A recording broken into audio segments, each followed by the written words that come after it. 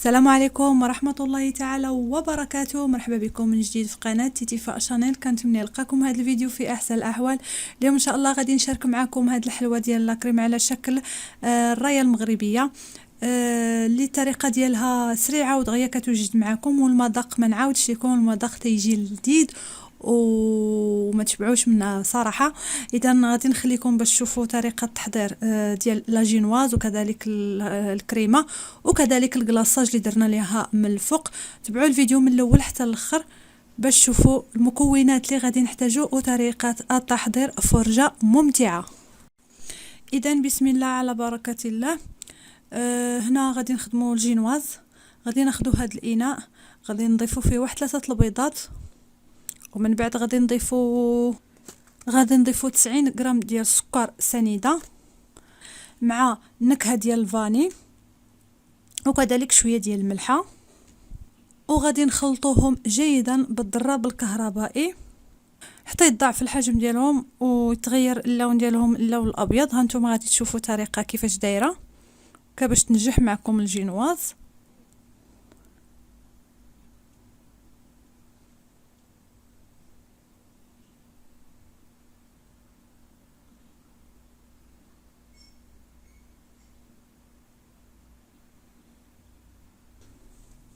حتى كنحصلوا على هذا الشكل، ومن بعد غادي نضيفوا 90 غرام ديال الدقيق، غنبقاو نضيفوه بشويه بشويه وكنغربلوه في نفس الوقت، وغادي نخلطوه بالملعقه الخشبيه من تحت للفوق حتى ينسجم لنا الخليط جيدا.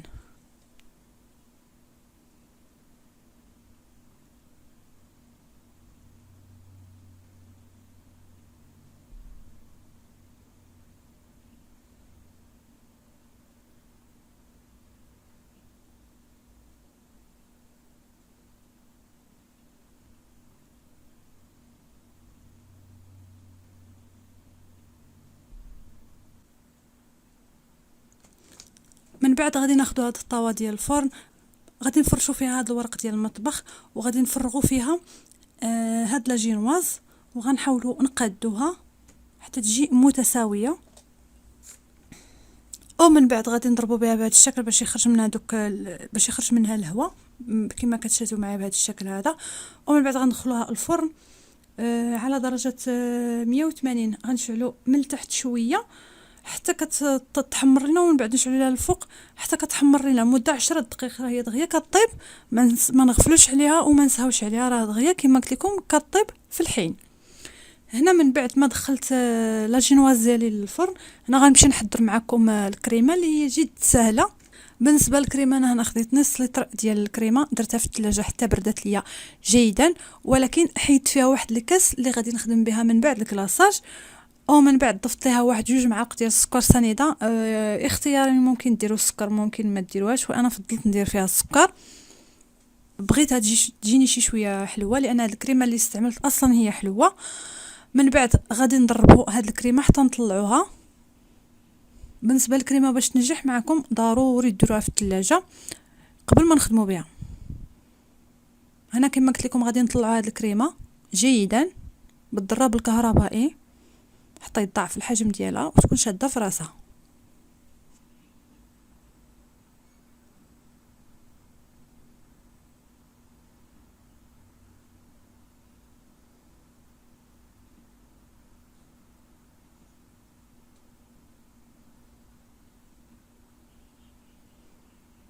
هنا لا جينواز ديالي من بعد ما طابت ليا في الفران خرجتها وخليتها حتى بردت ليا جيدا.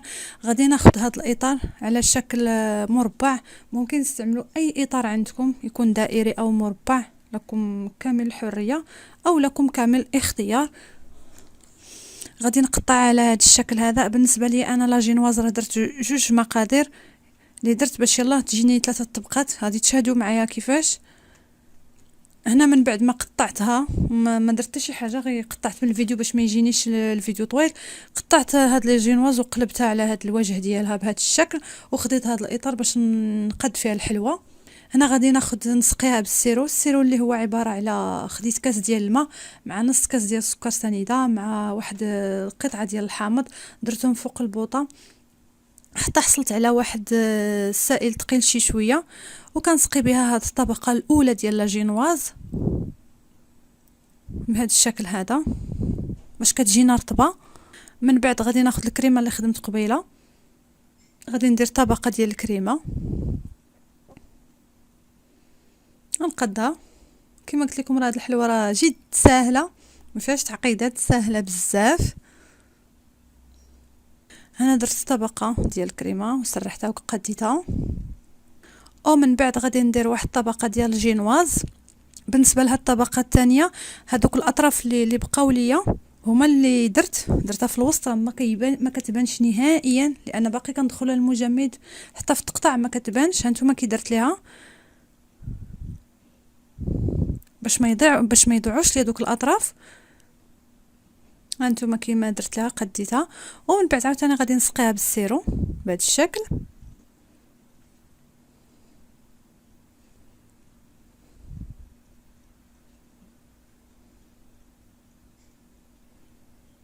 وكندير الطبقه وكندير عليها الطبقه ديال الكريمه بنفس الطريقه، نغطيو لاجينواز وكنديروها هكايا، نقادوها جيدا.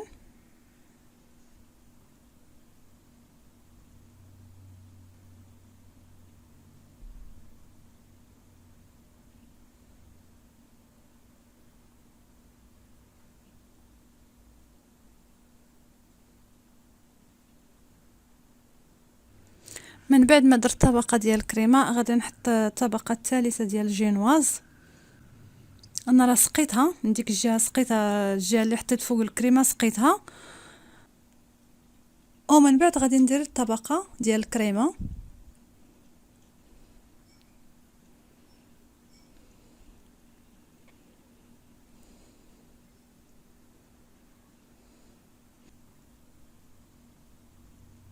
من بعد غنحيد هذا الاطار باش الجوانب ديال الحلوه تاهي ندير لها الكريمه بهذا الشكل.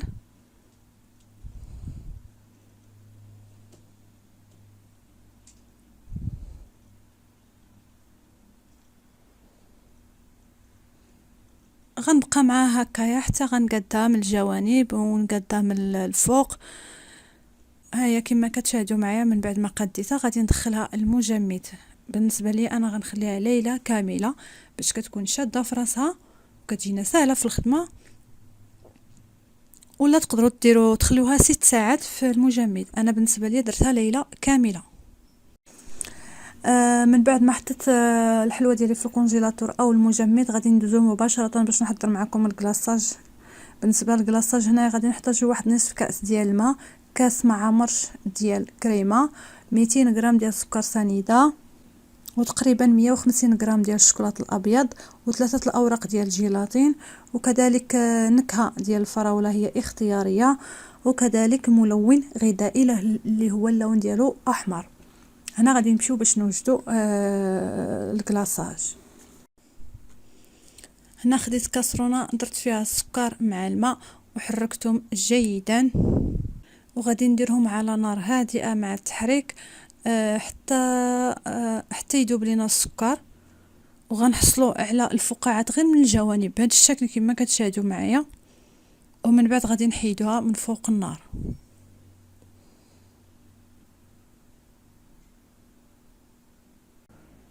من بعد ما حيت الكاسرونه فوق النار غادي نضيفوا لها الكريمه دائما مع التحريك، وغادي ناخذ الجيلاتين.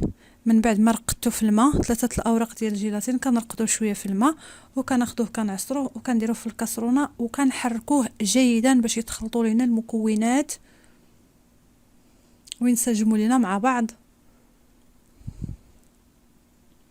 من بعد غادي نضيف الشوكولاط وغنبقى نحرك فيه بشويه بشويه حتى يذوب ليا الشوكولاط ويتخلط ليا مع المكونات. هانتوما بهذا الشكل.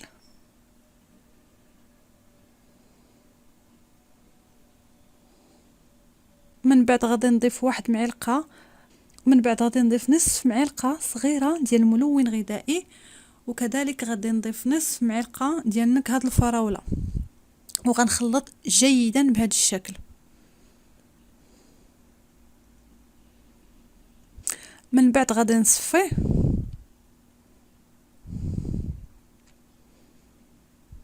باش نضمن الكلاصاج ديالي يكون نقي ما فيه حتى شي حاجه، غادي نصفي في هاد الصفايه رقيقه.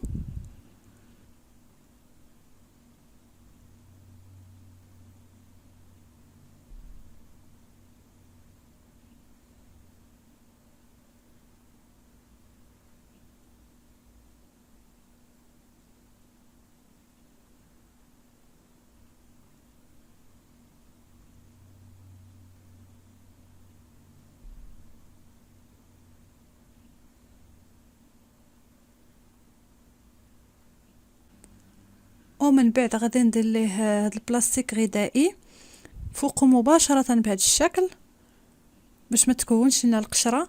ومن بعد غادي نغطوها كذلك باش ما تدخل لها حتى شي ريحه، لانني انا غادي نديرها في الثلاجه مده ليله كامله، في الثلاجه ماشي المجمد، غادي نديرها في الثلاجه مده ليله كامله.